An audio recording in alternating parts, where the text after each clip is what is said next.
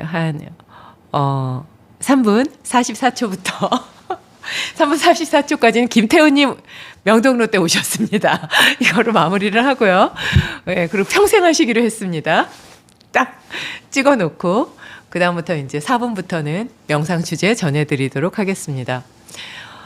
에머스는 나중에 하고요. 인간 본성의 법칙에 보면 그게 막 되게 어려운 내용일 것 같은데 그게 어려운 내용이라기보다 어떤 사람은 어떻게 살았고 어떤 사람은 어떻게 살았으며 어떤 사람은 어떻게 살았다 하는 거를 그냥 이렇게 쫙 다 엮은 거예요. 제일 길게 나오는 것 중에 하나가 샤넬이라는 여인이 어떻게 샤넬을 만든 여인이 어떻게 그 당대에 그거를 성공했느냐. 예를 들면 그거에 제일 기니까 예를 들어 드릴게요. 그분이 약간 이제 몸을 팔고 웃음을 파는 그런 여인이었다가 근데 그때는 그 굉장히 고급 창녀다 뭐 보통 이러잖아요. 그러니까 그런 쪽이었었나 봐요. 근데 이제 이분이 아주 좋은 재력가를 만나서 그 재력가가 한 집에다가 그런 여인들을 모아놓고 그 여인들은 하루 종일 할 일 없다가 그 남자가 저녁에 술을 먹자 그러면 예쁘게 꾸미고 가서 그 남자랑 파티하는 게 다였대요. 근데 샤넬 이 만든 여자분이 워낙 똑똑하니까 거기서 재력가랑 이제 사업을 하기 시작했고 그 별거 안 될 것 같았는데 이제 그 아주 짧은 치마라든지 뭐 이런 것들을 만들면서 이게 여성 패션이 가능해? 이런 걸 만들면서 이제 큰 반향을 일으킨 거예요.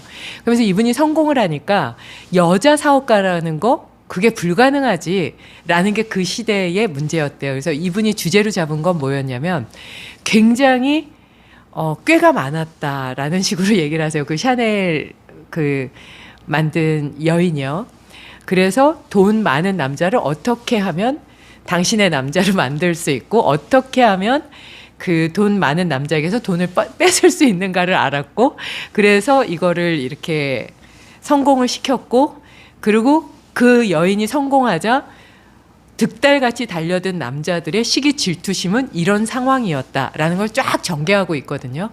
너무 한꺼번에 많은 양을 봐가지고 이걸 정확하게는 잘 모르겠지만 하여튼 그런 식으로 이제 전개가 돼요. 또 하나는 스티븐 잡스가 그렇게 불친절했다. 그러니까 스티븐 잡스가 주변 사람들에게 괴팍하게만 안 굴었어도 아마 애플은 더 크게 성장했을 거다. 그의 적이 너무 많았다.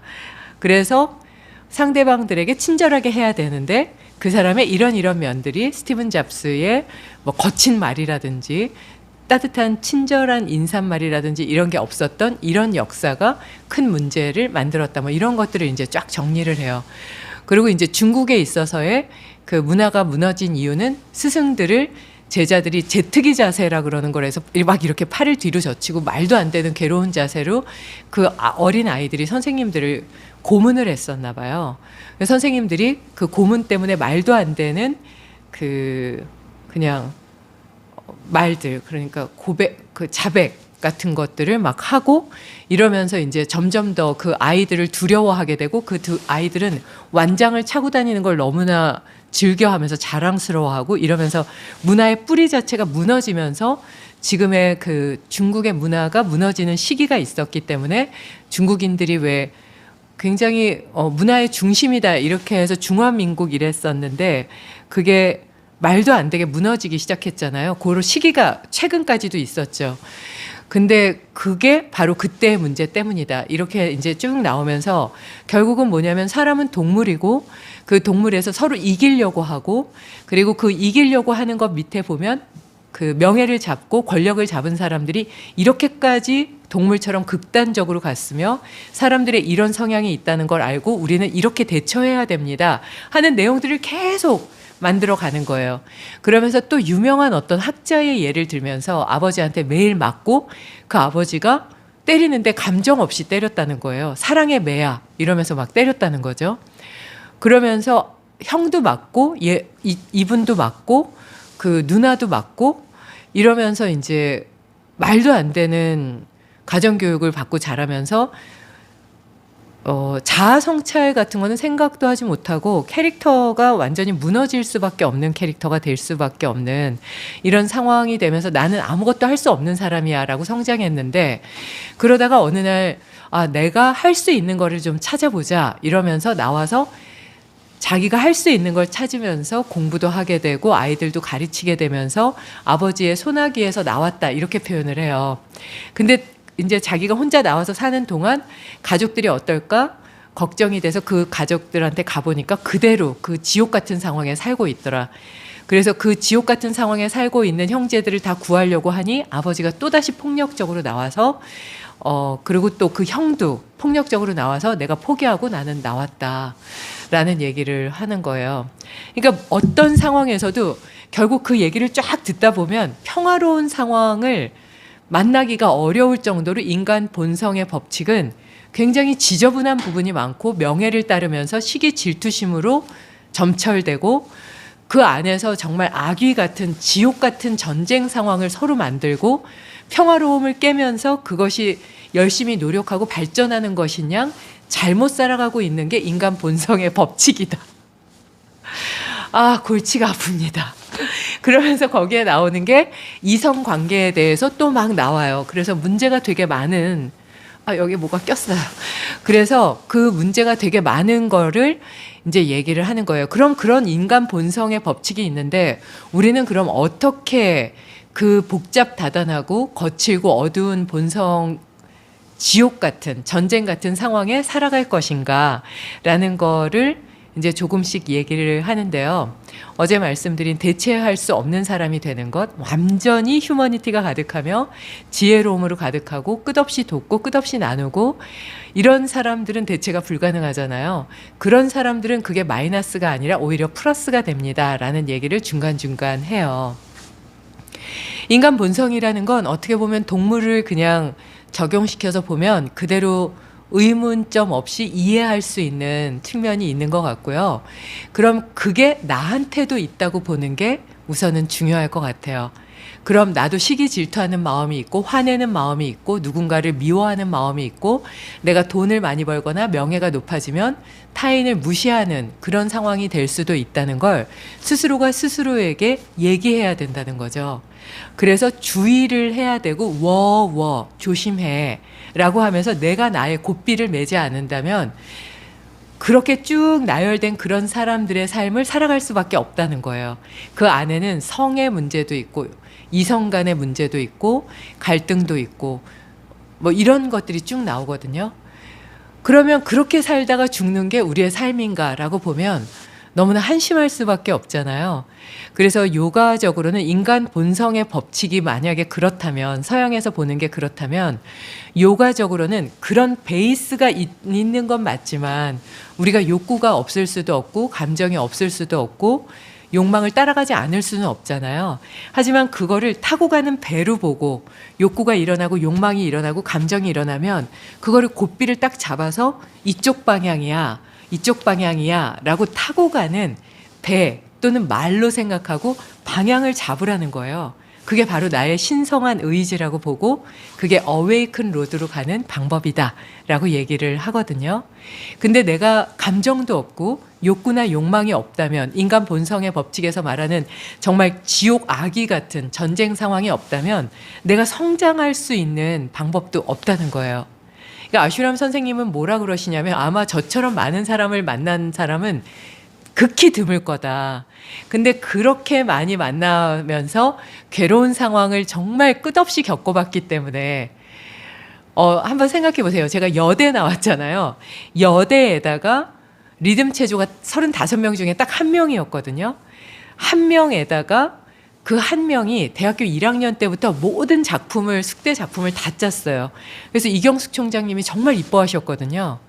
그리고 제가 대학원 1학기, 2학기 때부터 박사들이 하는 강의를 했어요. 그리고 SBS 에어로빅 심판도 했지만 리듬 체조 국제 심판도 하고 뭐 정말 고대, 연대, 숙대, 서울대, 이대, 뭐 한체대 뭐 이런 데 다 강의 나갔잖아요. 축에 서 있었겠죠. 시기 질투와 막 이런 화살들이 막 오가는 정말 공중전까지 겪었다.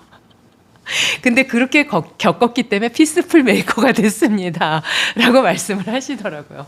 그러지 않았다면 성향이 굉장히 강하기 때문에 아마 어려우셨을 겁니다. 라고 얘기를 하시더라고요. 그러니까 지옥의 상황을 맛봤기 때문에 웬만큼에도 그래 오케이. 나 그거보다는 좀 덜한 것 같아.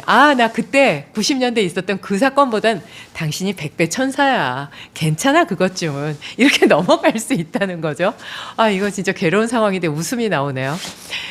그러니까 그런 욕구나 욕망이나 감정이 정말 지옥같이 어렵고 힘든 상황이었다면 나를 성장시킬 수 있는 발판이 될 수 있다는 거예요. 옆에 그렇게 막 정말 지옥 같은 상황에서 시기 질투심과 경쟁과 오만함과 교만함으로 막 살아가는 사람이 있다면 나는 저렇게 살고 싶지 않아. 저거 진짜 이런 마음을 만드는구나. 저렇게 하면 안 되겠다라는 어떤 교훈도 갖게 되잖아요. 거기에다가 만약에 내가 그 안에 들어가 있다면 내가 저렇게 대하면 상대방들이 이런 마음을 갖겠구나. 그럼 상대방들이 진정성 있게 나를 미워하는 거네. 야, 이거 정말 두려운 거구나. 나는 절대로 감정이 그렇게 일어나도 이렇게 말하고 행동하지는 않겠다라는 의지를 세우면서 내가 발전하게 되잖아요. 그러니까 인간 본성의 법칙이라는 거를 이해를 하고 그 발판 위에 서서 나는 이런 건 하지 않겠어. 그러면 이거는 정말 어려우니까 이거를 꽉 잡고 가면서 어쨌거나 놓치지 않도록 최선을 다해서 노력해야 되겠다라고 생각하는 게 맞을 것 같아요.